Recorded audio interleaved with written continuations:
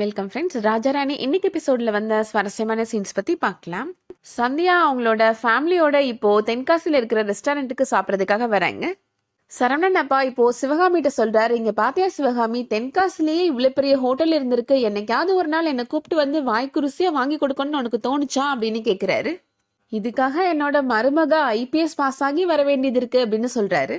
இல்லைன்னா நீங்க வீட்டுல வாயை அடக்கிட்டு பட்னியாவா கிடைக்கிறீங்க அப்படின்னு சிவகாமி கேக்குறாங்க. வீட்டு சாப்பாடு வேற, ஹோட்டல்ல கிடைக்கிற வெரைட்டி வேற தானே சிவகாமி அப்படின்னு சொல்றாரு அவரு. எல்லாரும் இப்போ மெனு கார்டை எடுத்து பாக்குறாங்க. சிவகாமி என்ன ஒரு ஆனியன் நூத்தாப்போ 80 ரூபாயா அப்படின்னு கேக்குறாங்க. செந்தில் இப்போ சந்தியாட்ட சொல்றாரு, எதுக்காக அண்ணி தேவையில்லாம இவ்வளவு காசை வேஸ்ட் பண்ணணும் அப்படின்னு கேக்குறாரு. பிடிச்ச டிஷ்ஷை மட்டும் ஆர்டர் பண்ணுங்க, விலை இருக்கிற பக்கம் கண்ணே போக கூடாது புரியுதா அப்படின்னு சொல்றாங்க சந்தியா. இதனால ரொம்ப விலையா இருக்குங்க அப்படின்னு சரவணன் சொல்றாரு. இருக்கட்டுங்க, நம்ம எல்லாரும் ஒன்னா சேர்ந்து இந்த மாதிரி ஹோட்டலுக்கு எப்போ போயிருக்கோம் சொல்லுங்க, இதுதானே ஃபர்ஸ்ட் டைம் அப்படின்னு சொல்றாங்க சந்தியா.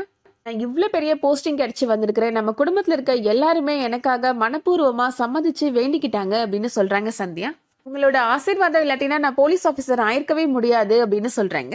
இந்த சந்தோஷத்தை ஒரு சின்ன லெவல்ல கூட செலிப்ரேட் பண்ணலைன்னா எப்படிங்க அப்படின்னு சந்தியா கேக்குறாங்க. அடுத்ததா ஒவ்வொருத்தவங்களா ஆர்டர் பண்றாங்க.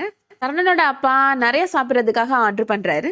போதுமா உங்களுக்கு அப்படின்னு சிவகாமி கேக்குறாங்க. இது ஃபர்ஸ்ட் ரவுண்டு தான் சிவகாமி, அடுத்த ரவுண்டுக்கு வேற ஆர்டர் பண்ணிக்கலாம் அப்படின்னு சொல்றாரு.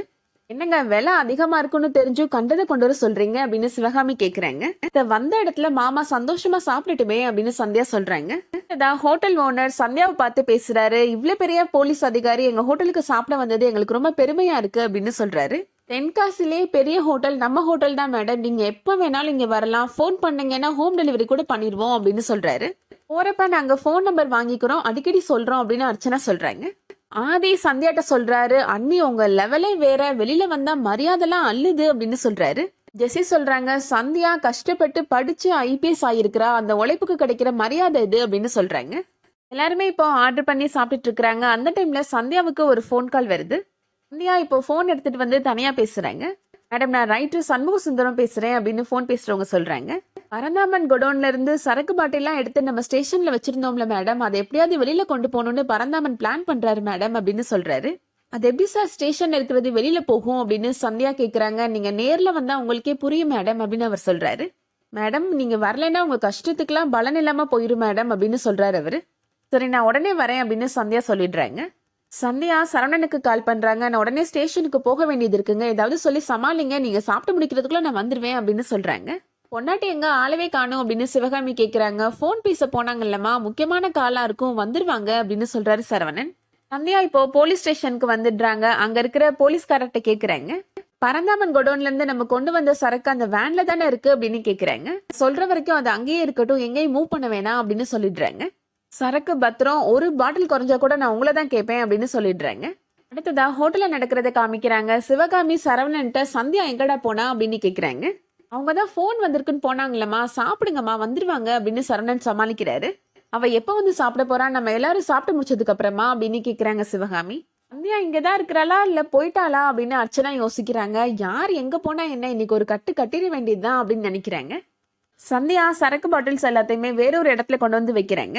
ரைட்டர் சொல்றாரு, இது இல்லீகல் ஆக்டிவிட்டி மாதிரி இருக்கு மேடம், ஸ்டேஷன்ல வைக்காம வேறொரு இடத்துல வைக்க கூடாது மேடம் அப்படின்னு சொல்றாரு. ஸ்டேஷன்ல பாதுகாப்பு இல்லைன்றதுக்காக தான் இங்க கொண்டு வந்து வைக்கிறேன் அப்படின்னு சந்தியா சொல்றாங்க. நான் பாதுகாப்புக்கு 2 போலீஸ்காரங்களை விட்டுட்டு தானே போறேன் அப்படின்னு சொல்றாங்க. சிவகாமி அர்ச்சனாட்ட கேக்குறாங்க, இன்னுமா நீ சாப்பிட்டு இருக்கிற, நீ வச்சிருக்கிறது வயிறா இல்ல வேற ஏதாவதுமா அப்படின்னு கேக்குறாங்க. இந்த அத்தை வேற, நானே எந்திரிக்க முடியாம உட்காந்துட்டு இருக்கிறேன் அப்படின்னு மனசுல நினைக்கிறாங்க அர்ச்சனா. வீட்டுக்கு வர்றதுக்கு ஐடியா இருக்குதா இல்லையா அப்படின்னு கேக்குறாங்க சிவகாமி. செந்தில் சொல்றாரு, அவளை பார்த்தாலே தெரியலையாமா, நல்லா மலைப்பாம்பு மாதிரி கழுத்து வரைக்கும் சாப்பிட்டுட்டு நகர முடியாம உட்காந்துட்டு இருக்கிறாமா அப்படின்னு சொல்றாரு. அடுத்ததான் சரவணனுக்கு ஆர்டர் கொடுக்கறதுக்காக ஒருத்தர் கால் பண்றாரு.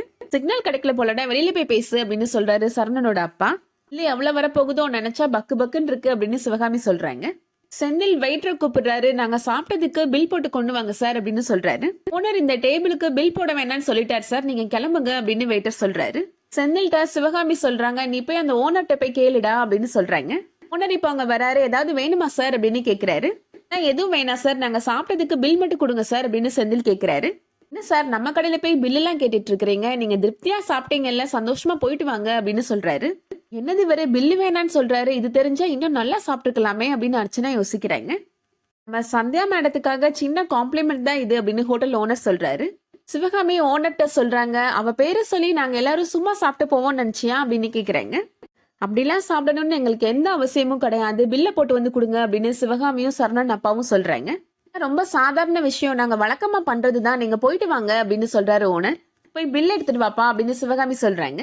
இந்த விஷயத்த நீங்க தான் பெருசா நினைக்கிறீங்க, நீங்க எல்லாரும் குடும்பமா சாப்பிட வந்ததே எனக்கு ரொம்ப சந்தோஷம் அப்படின்னு ஓனர் சொல்றாரு. பணம் கொடுத்து அந்த சந்தோஷத்தை கெடுத்துறாதீங்கம்மா அப்படின்னு சொல்றாரு. ஆதி சொல்றாரு, அதான் அவர் அவ்வளவு சொல்றாருலம்மா, விடுங்கம்மா அப்படின்னு சொல்றாரு. சரி விடு சிவகாமி, நம்ம என்ன சொன்னாலும் அவர் திருப்பி திருப்பி அதே தான் சொல்ல போறாரு, வா நம்ம கிளம்பி போலாம் அப்படின்னு சரவணன் அப்பா சொல்றாரு. ரொம்ப நன்றிங்க, பெரிய மனுஷனா பெரிய மனுஷன் தான் அப்படின்னு சொல்லிட்டு போறாரு ஓனர். சரவணன் இப்போ போன் பேசிட்டு வராரு. ஆதிட்ட கேக்குறாரு, எங்கடா எல்லாரும் போயிட்டாங்களா அப்படின்னு கேக்குறாரு. ஆமாண்ணே அவங்களாம் போயிட்டாங்க, நான் உனக்காக தானே வெயிட் பண்ணிட்டு இருக்கிறேன் அப்படின்னு ஆதி சொல்றாரு. சரி வா போய் பில் கட்டிட்டு வந்துடலாம், எவ்வளவு பில் வந்துச்சு அப்படின்னு சரவணன் கேக்குறாரு. பில் எல்லாம் முடிச்சாச்சுனே, வானே வீட்டுக்கு போலாம் அப்படின்னு ஆதி சொல்றாரு. அதோட இன்னைக்கான எபிசோட் முடியுது. இந்த வீடியோ உங்களுக்கு பிடிச்சிருந்துச்சுன்னா லைக் பண்ணிக்கோங்க. சீரியல் அப்டேட்ஸ்க்கு நம்ம சேனலை சப்ஸ்கிரைப் பண்ணிக்கோங்க. தேங்க்ஸ் ஃபார் வாட்சிங்.